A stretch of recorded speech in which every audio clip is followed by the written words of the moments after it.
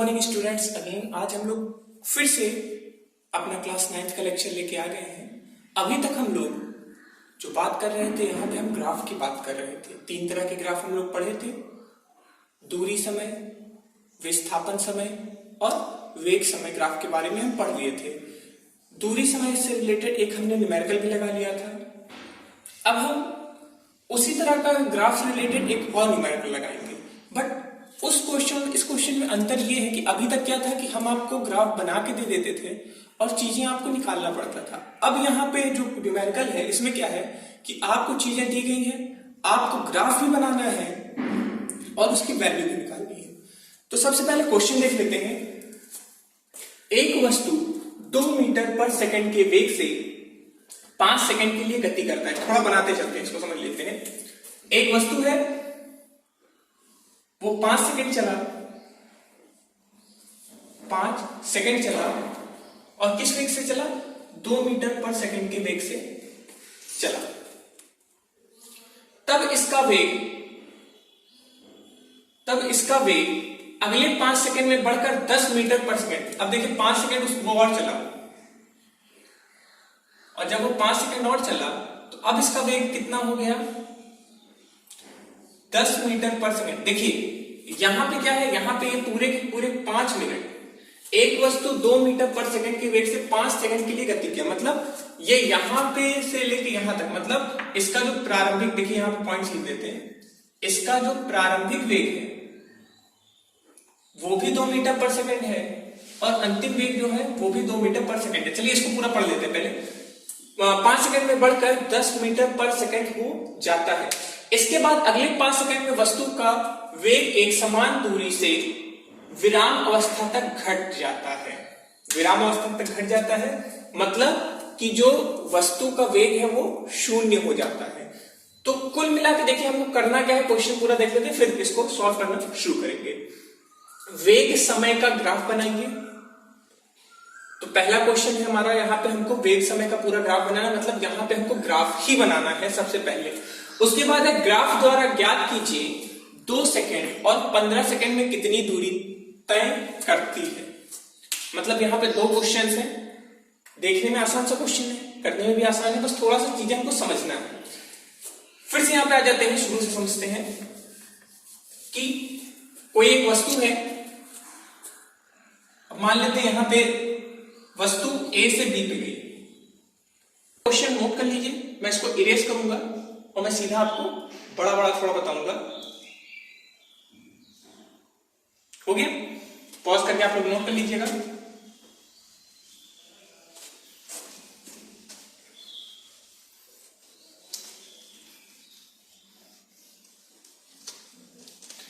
देखिए अब यहां पे सबसे पहले हम समझते हैं, क्वेश्चन पढ़ लीजिए।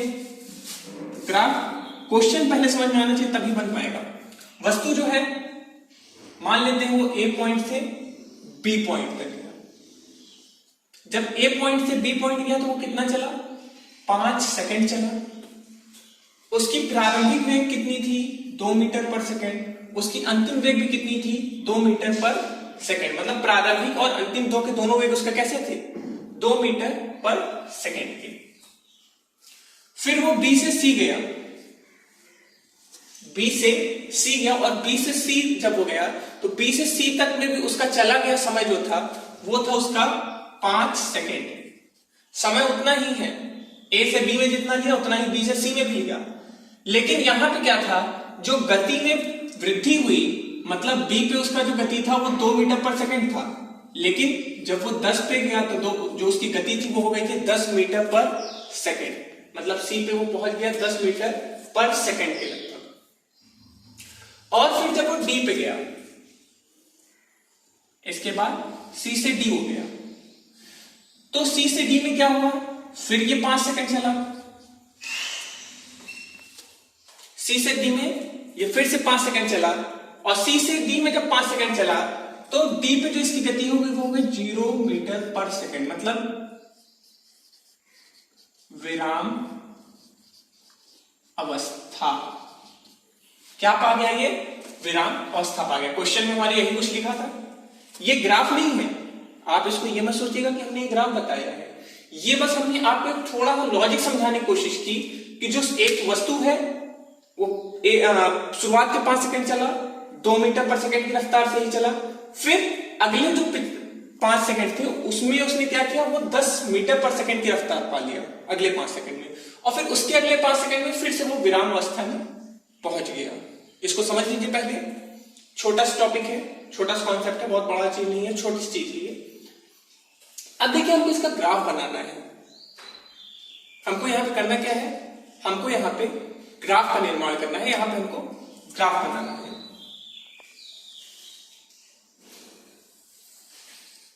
ग्राफ ऐसे बनेगा, एक्स अक्ष और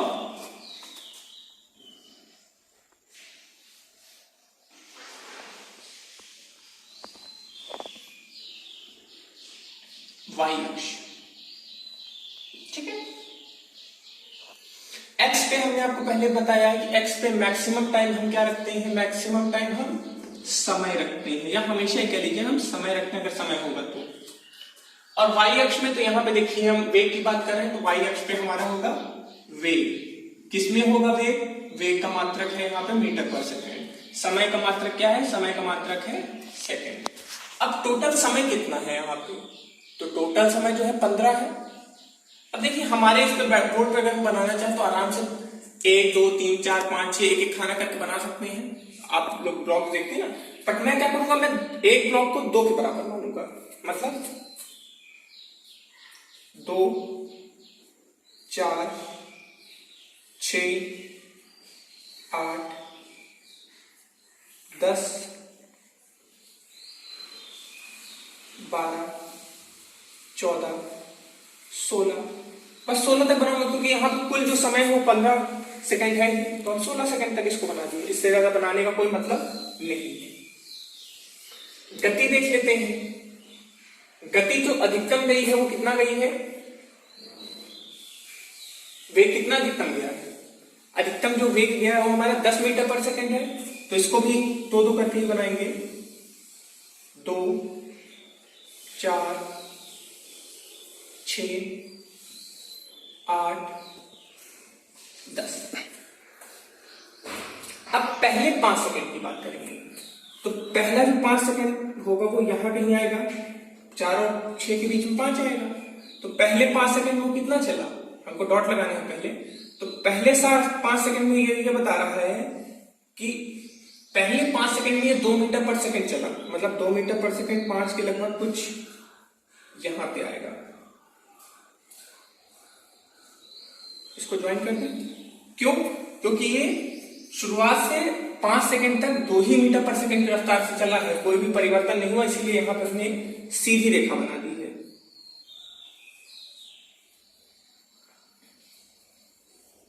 ठीक है, ये हो गया। अब इसके बाद अगले 5 सेकंड क्या हुआ बताइए। अगले 5 सेकंड मतलब 5 5 10, मतलब 10 की बात हम करेंगे, अब यहां की बात करेंगे। तो अगले 10 सेकंड की बात करें तो ये कितना वेग पा लेता है, 10 मीटर पर सेकंड। 10 यहां कहीं है, तो 10 10 यहां पे,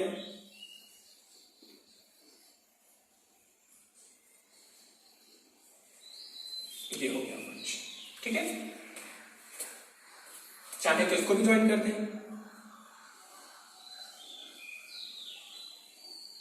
ये हो गया ज्वाइन। और कह रहा है कि इसके अगले 5 सेकंड, तो अभी इसका अगला 5 सेकंड क्या होगा, 15 सेकंड। अगले 5 सेकंड में क्या होगा, अगला और 5 सेकंड जोड़ देंगे तो 15 सेकंड हो जाएगा। अगले 15 सेकंड में जो इसकी अंतिम वेग होगी वो मतलब 0, तो हम इसको कहां जोड़ दिए, 0 पे जोड़ दिए। तो हमारा ग्राफ कुछ इस तरह का बनेगा। अब देखिए हम नामकरण कर देते हैं, A B C और ये D, ठीक है। ये हमारा क्या बन गया, वेग और समय का ग्राफ। तो जो हमारा पहला क्वेश्चन था कि वेग और समय का ग्राफ बनाइए, तो वो हमारा ये हो जाएगा। इसको एक बार फिर से हल्का सा हम समझा देते हैं, हल्के से डाउट्स होंगे। देखिए हुआ क्या कि हमारा जो वस्तु है शुरुआत के 5 सेकंड चला, और जो शुरुआत के 5 सेकंड वो चला है, तो शुरुआत के 5 सेकंड में वो 2 मीटर पर सेकंड की रफ्तार से चला है। तो देखिए शुरुआत का 5 सेकंड यहां तक आया, 2 मीटर पर सेकंड की रफ्तार चला। इसको हल्का सा मैं डॉटेड बना के देता हूं, ठीक है। 5 सेकंड 2 मीटर पर सेकंड की रफ्तार से। फिर अगले 5 सेकंड वो कैसे चला, अगले 5 सेकंड मतलब 5 5 10, तो 10 की बात करेंगे। देखिए 10 सेकंड पे हमारा 10 सेकंड कुछ यहां पे होगा। अगले 10 सेकंड पे क्या हुआ कि अगले 10 सेकंड में उसने 10 मीटर पर सेकंड की रफ्तार पा ली। तो 10 सेकंड में 10 मीटर पर सेकंड की रफ्तार, यहां पे डॉट आया, हमने इस पॉइंट को इस पॉइंट से बी को सी से जोड़ दिया। फिर उसके बाद अगले फिर 5 सेकंड की बात करें, मतलब 15 सेकंड टोटल यहां पे क्या हो गया, 15 सेकंड की बात करें। तो 15 सेकंड की जब बात हम करें तो 15 सेकंड पे हमारे क्वेश्चन में हमको ये दिया गया था कि जो वस्तु है वापस वो विरामावस्था में आ गई।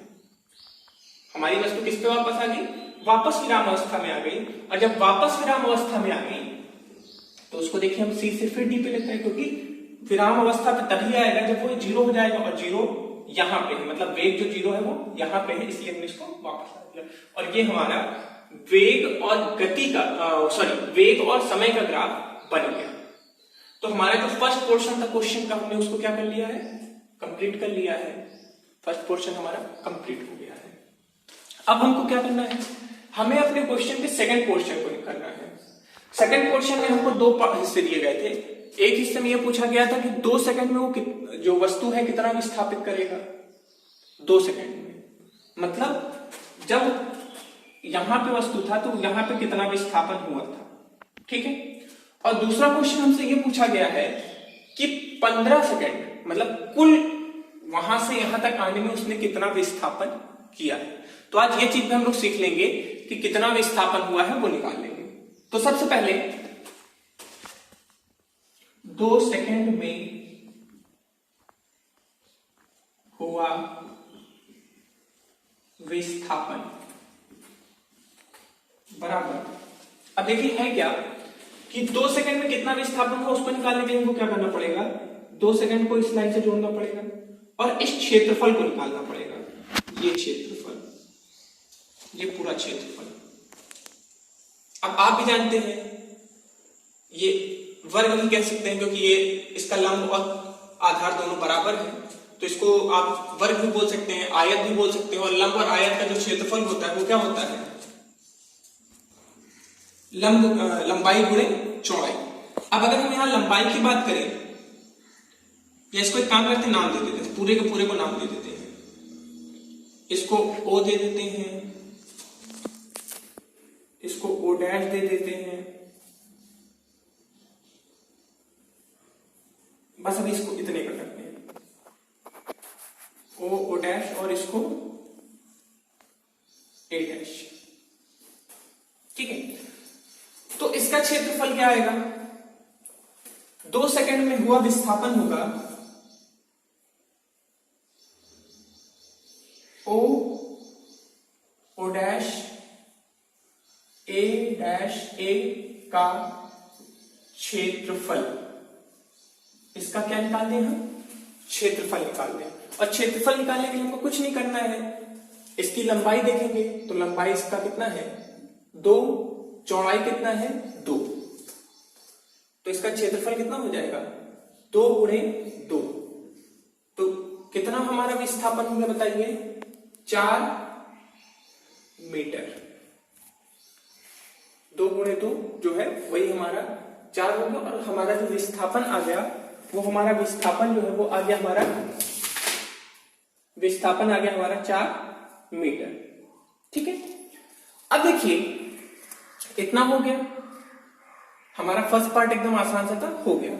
बट अब हम अपने इसके ही सेकंड पार्ट पे 15 सेकंड में हुआ विस्थापन। अब हमसे क्या पूछा है, मतलब वस्तु 15 सेकंड में कुल कितनी दूरी तय किया है, यहां से यहां तक इसने कुल कितनी दूरी तय की है। अब हमसे ये पूछ रहा है, मतलब इसके बारे में हमको इसको बताना है। तो अब देखिए करना क्या है, फिर से वही हमको, आप अगर ध्यान से देखिए तो ये त्रिभुज के रूप में है, इसको अब चलिए पहले हम इधर वाले को देखते हैं। ये पूरा त्रिभुज के रूप में है और त्रिभुज का आप लोग सूत्र जानते हैं, क्षेत्रफल का सूत्र होता है 1/2 लंबाई लंब बटे कर्ण, लंब गुणे कर्ण। तो ये हमारी लंबाई हो जाएगी, ये हमारी क्या हो गई लंबाई, सॉरी लंबाई लंब गुणे आधार, और ये हमारा क्या हो गया आधार। तो ये लंबाई हो गई और ये आधार हो गया, ठीक है। तो ये तो त्रिभुज, मतलब इसका हम क्षेत्रफल आराम से निकाल सकते हैं। इसका कैसे निकालेंगे, ये भी आयत है, इसका भी निकाल सकते हैं, लंबाई गुणे चौड़ाई, ठीक है। इसका कैसे निकालेंगे, दिक्कत हमें फंसेगी इसमें, ये और ये और ये इतना हिस्से का तो आराम से निकाल लेंगे, क्योंकि अगर आप इसको देखिए, इसको हम बाहर थोड़ा बनाते हैं। ये जो फिगर दे रहा है ये कुछ इस तरह का फिगर आ रहा है, कुछ इस तरीके से। और अगर आप ध्यान से देखिए तो इसको हम लोग अगर दो हिस्से में तोड़ दें, दो हिस्से में तोड़ दें मतलब कुछ इस तरीके से तोड़ दें, तो इसमें त्रिभुज भी बन जाएगा और एक आयत भी बन जाएगा, दोनों चीज बन जाएगा। एक था तो दिक्कत थी, लेकिन अगर इसको दो हिस्से में तोड़ दें, मतलब अगर हम इसको यहां से काट दें, बोलिए काट सकते हैं, अगर हम इसको यहां से काट दें तो हमारा काम क्या हो जाएगा, इजी हो जाएगा, हम इसको फिर आराम से कर सकते हैं।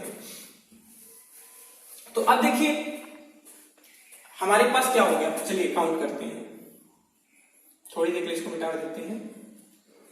1 2 3 4 5 हो गया, 1 2 3 4 5।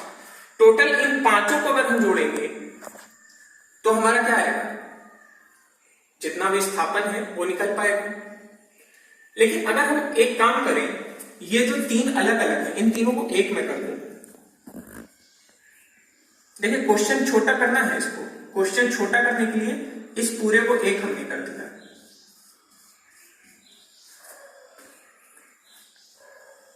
नहीं तो आप अगर उन तीनों को अलग अलग भी निकालते तो कोई दिक्कत नहीं था। आप तीनों को अगर अलग अलग कर देते तो भी हमें कोई दिक्कत नहीं था, बट हमने क्या किया, हमने इन तीनों को एक कर दिया क्वेश्चन को थोड़ा छोटा करने के लिए, ठीक है। तो ये तीनों एक हो गए, तो अब हमें कितना चीज का कुल कैलकुलेशन करना है, 1 2 और 3, और इन तीनों का हम जैसे कैलकुलेशन करेंगे 15 सेकंड में हुए विस्थापन को हम लोग समझ लेंगे, ठीक है। तो चलिए सबसे पहले इसको नामकरण कर देते हैं, क्योंकि नामकरण के बिना काम नहीं होगा। इसको B डैश मान लेते हैं और इसको B डबल डैश मान लेते हैं। इसका नाम हो गया है, इसका नाम हो गया, चलिए ठीक है। तो सबसे पहले हम पहले हिस्से को उठाएं, क्या है देखिए, OA B dash B double dash, OA dash B double dash का क्षेत्रफल प्लस इसका क्षेत्रफल हो गया, प्लस इसका क्षेत्रफल, तो इसका क्षेत्रफल क्या होगा, इसका पहले नाम लिखेंगे B डैश C का क्षेत्रफल, B डैश C का क्षेत्रफल,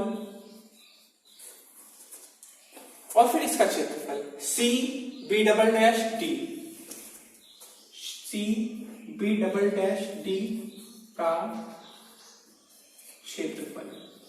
देखिए ये क्वेश्चन बहुत इजी नहीं है, बट अगर एक बार इसको आप लोग समझ लेंगे प्रॉपरली तो इजी हो जाएगा, इतना कॉम्प्लिकेटेड भी नहीं है, थोड़ा सा समझने तक की बात देरी है, जब तक आप उस चीज का एक मन में अपने कॉन्सेप्ट ही बैठाएंगे।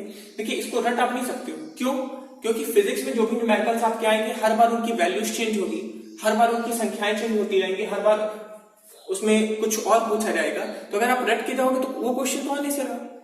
तो आपको यहाँ पे क्या करना है, आपको हर हालत में इस चीज के बारे में समझना ही है, आपको यहाँ पे समझना पड़ेगा, तभी आप कर पाएंगे। तो इसको 2-3 बार देखिएगा, अगर यहाँ पे रोक दीजिएगा, अगर यहाँ तक नहीं समझ में आएगा तो फिर से यहाँ से देखिएगा, और अगर समझ में आ गया तो फिर आगे चलते हैं, ठीक है। अब देखिए इसका क्षेत्रफल क्या है, इसका क्षेत्रफल ये आयत है, और आयत का क्षेत्रफल क्या होगा, लंबाई ये है इसका, तो लंबाई कितना है 10 और चौड़ाई 2, तो कितना हो गया 10 गुणे 2। बोलो आई बात समझ में? पहले वाले का हो गया 10 गुणे 2। अब दूसरे वाले में आते हैं, क्या होगा? त्रिभुज का क्षेत्रफल होता है 1/2 गुणे लंब गुणे आधार। तो 1/2 तो संख्या हमने लिख दिया भाई। लंब मतलब ये है, यहां पे कितना है 2 और यहां पे कितना है 10। तो ध्यान दीजिए इसको 10 हम नहीं लेंगे, हम इसको 10 नहीं ले सकते क्योंकि ये इतना छोटा है ना, तो जो नीचे से कट गया है तो उसको तो निकाल देंगे ना। तो 10 में से कितना घटा के लिखेंगे 10 - 2 गुणे आधार। अब आधार में भी वही चीज है, देखिए यहां से अगर इसको हम जोड़े तो ये 5 था और ये कितना था 10। तो 10 में से 5 हटाएंगे कितना आएगा? 10 में से 5 हटाएंगे 5 आएगा। और फिर इसका क्षेत्रफल लेते हैं, फिर से वही त्रिभुज है तो 1/2 लंब गुणे आधार। लंब कितना है? लंब यहां से यहां तक है तो पूरा 10 है, और आधार कितना है देखिए 10 से 15 तक ही गया है, पूरा नहीं कवर किया है, 10 से 15 तक गया है। तो 15 - 10। देखिए ध्यान रखिए जो एरिया जबरदस्त मतलब नहीं कवर कर रहा है हमको उतना घटाना पड़ेगा। 15 - 10, इसको यहां पे सॉल्व कर लेते हैं। 10 गुणे 2 20, 1/2 गुणे 10 - 2 8, 5 प्लस 1/2 गुणे 10 गुणे 5। बोलिए बस हमने जो चीज था हमने कुछ नहीं किया, हमने बस उसी को प्रॉपर्ली सॉल्व करके लिख दिया। 20, 2 से 8 गया 4, 20, 4 × 5 = 20, 2 से 10 गया 5, 5 × 5 = 25, 20 20 40, 40 25 65। तो जो हमारा वस्तु था, हमारा जो वस्तु था वो 15 सेकंड में कितनी दूरी तय किया? कुल 65 मीटर। बुलाई बात समझ में? तो इसको प्रॉपर्ली आप लोग नोट कर लीजिएगा, देख लीजिएगा। देखिए क्वेश्चन बहुत टफ नहीं है, क्वेश्चन आएंगे ही इसी तरह, अब इससे ज्यादा टफ नहीं हो सकता है। ध्यान दीजिए जो ग्राफ आएंगे उसमें आपको 2 ही तरह के आकार में तोड़ना पड़ेगा इसको, मतलब कोई तीसरा आकार यहाँ पे नहीं आएगा। या तो आप इसको वर्ग में तोड़ेंगे, या आयत में तोड़ेंगे, या त्रिभुज में तोड़ेंगे, और उसी का क्षेत्रफल निकाल के आप लोग पूरा का पूरा जो हमारा विस्थापन है आप इसको कैलकुलेट कर सकते हैं। कोई अदर चीज नहीं होगी। ध्यान दीजिएगा आपको करना इसी के माध्यम से है, आपको इसको तोड़ना है और उससे आपको इस तरह कैलकुलेट करना है। इसको 2-3 बार देख लीजिएगा, नहीं आएगा तो फिर से मैं हूं, फिर क्वेश्चन लेके आऊंगा, फिर आपको आपका काम बढ़ाऊंगा। गुस्सा होने की जरूरत है, हम बार बार आपको परेशान कर रहे हैं, बट इसको करना जरूरी है क्योंकि ये क्वेश्चन जो है इस तरह क्वेश्चन क्लास 9 के पेपर में आते जरूर है, और कई बार ये लॉन्ग क्वेश्चन बन के आते हैं जो कि 7 नंबर्स के होते हैं। तो 7 नंबर का भी ये वेटेज यूपी बोर्ड में रख सकते हैं क्लास 9 में। क्लास 10 में क्वेश्चन नहीं आते हैं, बट इससे रिलेटेड कुछ क्वेश्चन आ सकते हैं। मे बी फिलहाल 10th में ग्राफ का कोई यूज नहीं था, बट ग्राफ जानते रहिए क्योंकि आगे अगर आप लोग मैथ साइड लेते हैं तो इसका बहुत बड़ा आपको यूज पड़ेगा, और साइंस साइड अगर लिए पीसीएम और पीसीबी डजंट मैटर, आपको उसका यूज तो पड़ेगा ही। तो इसको जानते रहिए, कोई बहुत बड़ा चीज नहीं है। तो उम्मीद करते हैं कि आपको जो भी पढ़ाया गया आप लोग इसको समझेंगे। अगर नहीं भी आया होगा तो फिर से एक बार हम लोग लेक्चर्स पे कर सकते हैं। तो कमेंट जरूर करिएगा और जैसा भी होगा बताइएगा जरूर। सो आज के लिए आप लोग से विदाई चाहेंगे।